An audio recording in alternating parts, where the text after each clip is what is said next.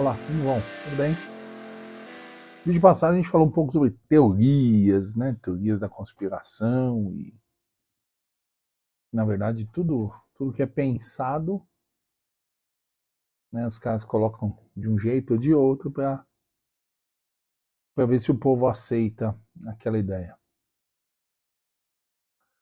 Tava dando uma estudada nos assuntos aí, né? Depois do último vídeo, e eu me tropiquei numas perguntas e eu vou fazer elas hoje para vocês.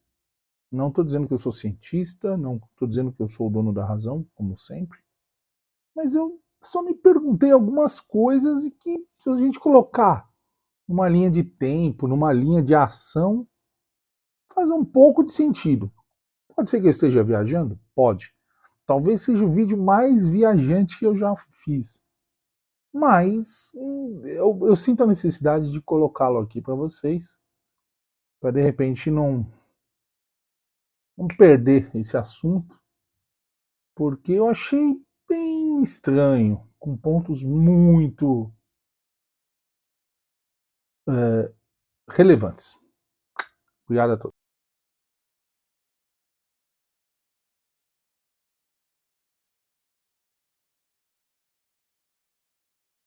Bem, vamos lá. Hoje eu vou ler muito. Aqui o meu teleprompter eu vou ler bastante, mas é porque tem muitos dados, tem uma linha lógica e que eu realmente me peguei. Não é um tema que eu domine nem de perto. Eu sou bastante humilde para dizer que eu entendo pouco, mas eu entendo do ser humano. Como eu já disse, eu gosto de estudar a questão do que o ser humano faz para conquistar o que quer. Poder, dinheiro e blá blá blá.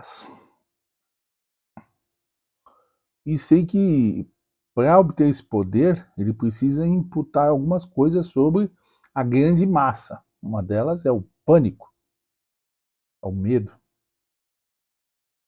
E eu acho que isso tem muito a ver. Vocês sabiam que teve uma época no planeta Terra que o planeta Terra tinha uma proporção de 31% de oxigênio na atmosfera? Foi quando começou a aparecer os animais, anfíbios, plantas terrestres, essas coisas. E isso a gente está falando aí em torno de 650 milhões de anos atrás. Claro, os religiosos não vão acreditar, beleza, é um direito que vocês têm. Mas a ciência diz isso. Se você acredita na ciência para tomar uma vacina, você tem que ficar quieto e simplesmente absorver a informação, certo? A proporção era 31% aproximadamente de oxigênio. Hoje nós temos 21%. Então, é 10% a menos no total e 50% a menos só de oxigênio. Então nós temos aí um valor considerável. Cientistas não sabem explicar muito bem o porquê disso, né? E como eu disse, o surgimento dos animais e das plantas terrestres. E eles não sabem explicar o porquê, nem porque tinha e nem porque decaiu esse número para os 21. Voltemos agora para a nossa era, dos nossos inteligentes. Vamos nos fazer uma pergunta. Vimos que a alteração de proporção do gás da atmosfera interfere muito no resultado dos corpos. Foi ali, com 31%, que os seres vivos começaram a sair realmente da água e foram para a Terra, né? Em busca, inclusive, das plantas terrestres, como alimento e tudo. Hoje, no mundo, qual continente está... Agora vão virar tudo. Qual continente está mais tempo na luta para reduzir a emissão de gás carbônico na atmosfera, né? Lembrando, esse mesmo continente, quanto ele tem de vegetação nativa preservada? Vocês sabem, vocês já responderam. Esse mesmo continente, ele está imputando na sua população que a partir de 2030 eles só tenham carros elétricos. Todos elétricos. Não serão mais produzidos carros a combustão. Porque justamente os carros a combustão produzem CO2 como resíduo. Só que eu também me perguntei, eles falam do aquecimento global, o CO2 é um dos principais responsáveis, só que eu não achei na internet, não achei nenhuma literatura que me explique quais são as unidades de medição. Aonde eles fazem essas medidas? Onde eles buscam a informação de que a temperatura está realmente elevando? Eles pegam lá o gelo da Antártida e dizem que está derretendo, então a temperatura do mar está aumentando. O que, evidentemente, é lógico.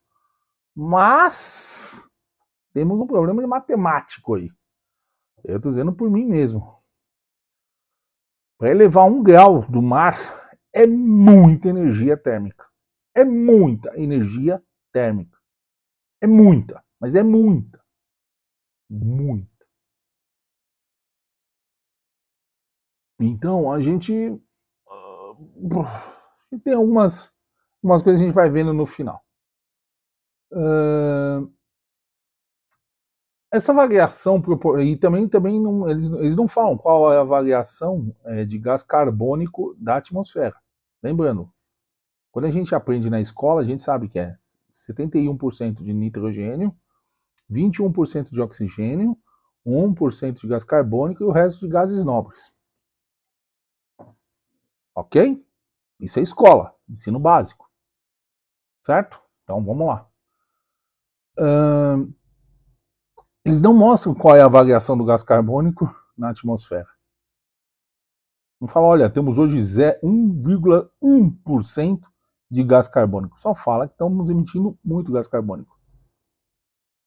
Um número seria bem aceitável para solidificar qualquer argumento, não é verdade?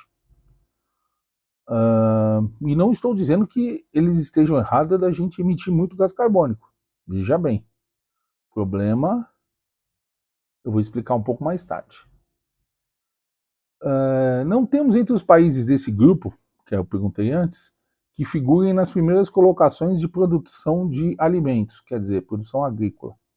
Nenhum desses países desse grupo que a gente estava falando acima estão lá figurados como grandes produtores agrícolas. Pelo contrário, são grandes consumidores, são grandes compradores. Sabemos também que os países hoje que têm agricultura pujante, eles têm uma moeda de troca muito forte, porque eles são realmente os países que vão matar a fome do povo do mundo. O Brasil, por exemplo, com uma população de 220 e poucos milhões de habitantes, alimenta 1,3, 1,4 bilhões de pessoas no mundo. Tudo bem, temos problemas internos, pessoas que passam fome internamente, mas isso é falha da administração, porque a comida tem. E mais para frente a gente já vai entender isso.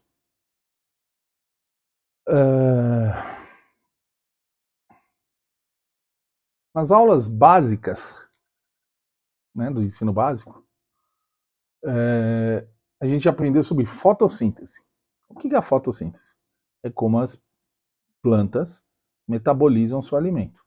Elas pegam CO2, absorvem o carbono e liberam oxigênio.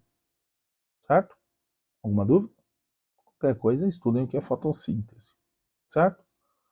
E o agro, ele trabalha 90% em cima de plantas. Tem, logicamente, o agro, também tem a questão de bois e tudo, mas que dependem também de pasto, de criação do alimento para o gado. Então, tecnicamente, quase 100% do agro é plantas, que dependem da fotossíntese, que depende do gás carbônico. Entendeu onde a gente vai chegar? Então, adivinhe o que aconteceria se a gente tivesse uma redução de gás carbônico na atmosfera? Uma redução de gás carbônico na atmosfera. Se a gente tem os países produtores de alimentos hoje batendo recordes ano a ano de produção, Se a gente reduz a oferta de CO2 na atmosfera, as plantas também vão crescer menos. Pode ser ao longo prazo? Pode ser a longo prazo, mas vai acontecer. O que eu quero explicar é assim, a gente vai chegar num nível que, não, mas a gente tem que fazer os carros elétricos e tudo. Vocês sabem o que eu penso dos carros elétricos, sabem que eu acho que não vai dar certo de jeito nenhum, pelo próprio custo disso e pelo próprio custo biológico e bioquímico, né? Porque nós temos os resíduos das baterias. Não é só estrutural, é químico. Então a gente tem o seguinte, a gente tem dois dos grandes produtores de alimentos do mundo, dois dos grandes, é Brasil e Estados Unidos. Nós também produzimos eletricidade baseado em produtos agrícolas. Nós temos a cana-de-açúcar como produtora de álcool, temos também as leguminosas, se não me engano, mamona, tem mais um outro que produz biodiesel. E nos Estados Unidos a gente tem o milho e tem, se não me engano, a beterraba, que produz álcool combustível também. Você imagina se os países inteligentinhos conseguissem quebrar ou diminuir as nossas produções. Automaticamente ia subir o preço de tudo isso, eles tendo dinheiro, eles iam comprar, ia deixar o povo ainda mais na fome desses países. Principalmente no Brasil, Estados Unidos não sofre tanto com isso, embora sofra bastante também. Então vocês entendem que vai chegar numa hora que o alimento ele vai bater num teto, ele não vai conseguir produzir mais do que aquilo, quem tem dinheiro compra, quem não tem dinheiro morre de fome. Entendeu? Então vai calhar, vai acabar calhando nisso. Pelo menos, gente, de novo, é uma viagem que eu tive esses últimos dias, eu fui pesquisando. Você não tem fotossíntese, você não tem produção das plantas que fomentam o agro. Se você não tem as plantas, você não produz alimento direto com as plantas e também o alimento do gado, de produção de carne. Então, olha só a brincadeira que é só se a gente reduzir o gás carbônico. O que eu penso é o seguinte, eles dizem que a Terra está mais quente. À medida que eles colocam, eles não falam onde eles medem. Normalmente o que eu percebo são que eles utilizam como parâmetros as grandes metrópoles. Ok, eu concordo que as grandes metrópoles você tem uma variação de temperatura considerável. Pô, eu tenho 50 anos. Hoje, quando dá umas temperaturas altas aqui em São Paulo, eu percebo que está mais quente do que quando eu era criança. Eu percebo, eu tenho essa... Ok. Mas pode ser muito também pela concentração de concreto, blindagem do solo.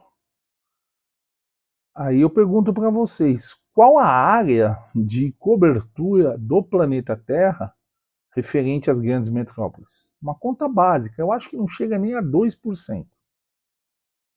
Você juntar todas as metrópoles, assim, todas as regiões urbanas pesadas, não chega nem a 2% da cobertura terrestre. Esse tipo de cobertura, essa quantidade, ela não vai impactar na temperatura total. Eu acreditaria se os caras instalassem as unidades de medição tanto nas cidades, quanto no meio do oceano, quanto no meio da floresta, quanto no meio do deserto, quanto no meio do Alasca, e você ter essas informações disponíveis online e tudo. Fechou? Ou você mede tudo, ou você não mede nada. Você pegar pontos que você escolhe para medir, você consegue maquiar a informação. É nesse ponto que eu cheguei a tentar entender isso daí, eu acho que vai rolar. Eu acho que deve rolar isso aí com muita força, justamente para botar um pouquinho de pânico no povo. Lógico, temos o CO2, que é de produção muito forte na questão das grandes metrópoles, tanto com os carros quanto indústrias. Ponto. Temos isso. Não tô... Em vez de se gastar tempo, por que a gente não tenta uma solução para realmente condensar, né? Condensar e aglutinar as moléculas de CO2. Seria uma pesquisa legal, né? O próprio catalisador dos carros não segura muito da questão da poluição, da emissão de gases. Imagina isso em grande escala. Tudo bem que nos carros já são obrigatórios, ok, mas que a gente consiga meio que engavetar esse produto sólido e utilizar ele para outras finalidades. Hoje a questão do carbono, que a gente tem CO2, uma molécula de carbono e 2 de oxigênio. Se a gente conseguir separar esses caras, a gente tem carbono e oxigênio. Claro, vão dizer, é o mesmo processo da eletrólise. Ai, é muito caro. Em larga escala, nada mais fica caro. Tudo é caro em pequena escala. Em larga escala, nada é caro. Tudo dá para ser feito em larga escala, certo? Carro também era caro quando o Henry Ford inventou a linha de produção, ficou barato e todo mundo tinha carro. Um puto exemplo, mas é a verdade. Então vamos lá. A gente tem o CO2 como vilão máximo, né? Só que a gente também tem o metano. O metano ele é de produção biológica, né? Fezes de animais, os caras até dizem os peidos do gado. A gente entende disso. E também da questão da decomposição dos restos de alimentos, restos de tudo, né? Eu vou fazer uma pergunta para vocês. Imagine o seguinte: se os lixões, em vez de ser lixões, eles sejam unidades de separação, onde você pode direcionar os dejetos biológicos e que podem ser decompostos para uma parte, os objetos sólidos que não podem ser decompostos em outro, separando, porque tem muita gente, infelizmente, pobres, que trabalham nesses lixões catando às vezes até o que comer. Se em vez de catar o que comer, eles ganhassem dinheiro para realmente separar, isso num primeiro estágio. Num segundo estágio é o povo aprender a separar. É o cara colocar um saco de lixo, um exemplo, azul, na frente de casa, para identificar que aquele produto que está lá dentro, ele é biológico e que pode ser utilizado nas usinas de biodigestão. O que aconteceria? A gente poderia produzir esse metano, ou esse metano que seria produzido normalmente com a decomposição, a gente controlar a produção desse metano. E esse metano voltar para a rede como combustível gás. Gente, é meio viagem? É meio viagem. Mas, cara, ou a gente pensa nesse nível, é aquela questão da teoria da conspiração, ou a gente pensa nesse nível, ou a gente vai daqui a pouco voltar para a era da pedra. Ah, não vamos produzir gás carbônico porque faz mal.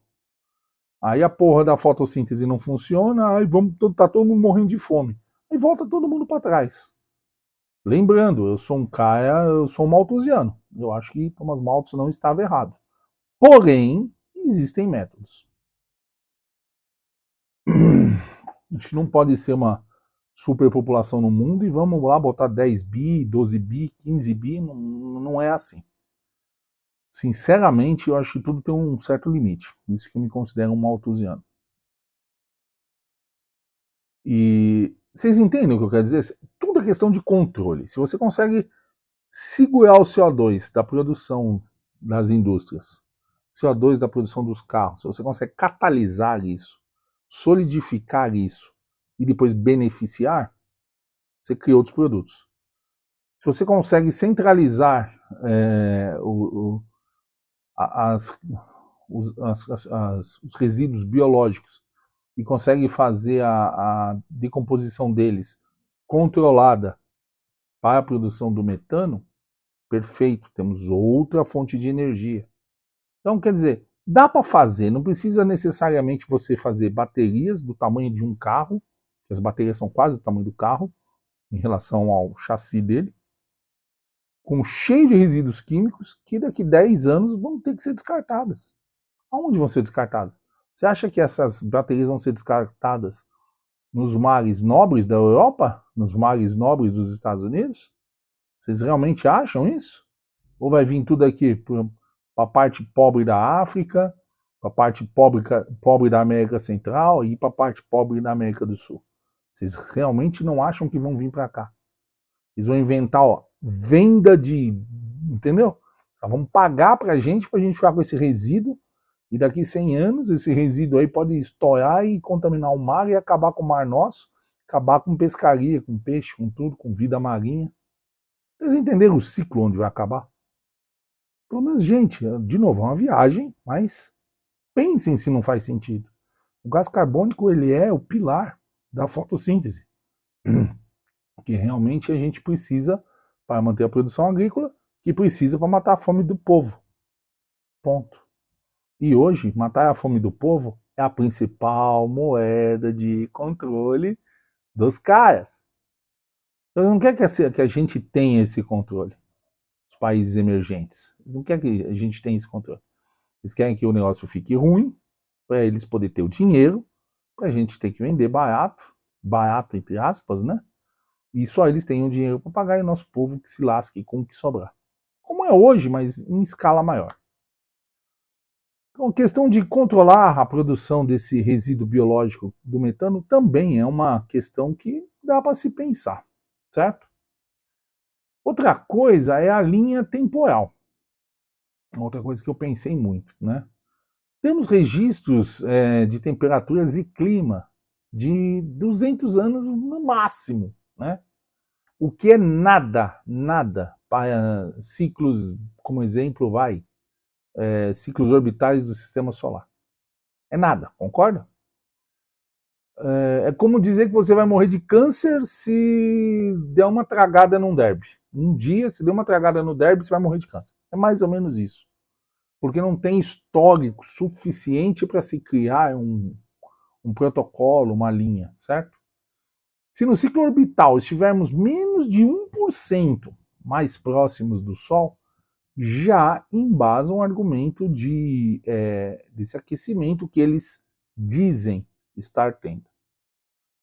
Certo? E não teríamos que fazer para impedir, não tem o que fazer, vamos ficar mais longe do Sol, não dá, certo? Mas eles querem impor restrições aos países que estão crescendo com agricultura pujante, certo? E para que não coloque o poder deles em risco, certo? Então você imagina que eles não fornecem nenhuma informação, nem onde são feitas as medidas de temperatura, nem a variação de CO2 na atmosfera, nem a quantidade de metano na atmosfera, efetivamente. Lembre-se que acho que não dá nem 2% da cobertura da Terra são de metrópoles, são de áreas urbanas. O resto é tudo mar e terra, sem cobertura de concreto ou asfalto. A temperatura consegue 2%, 98% não sucumbe a 2%. Então a gente tem essa conta para fazer, certo? Se vocês pegar o globinho que vocês veem aí girando, vocês vão ver aí a questão da iluminação.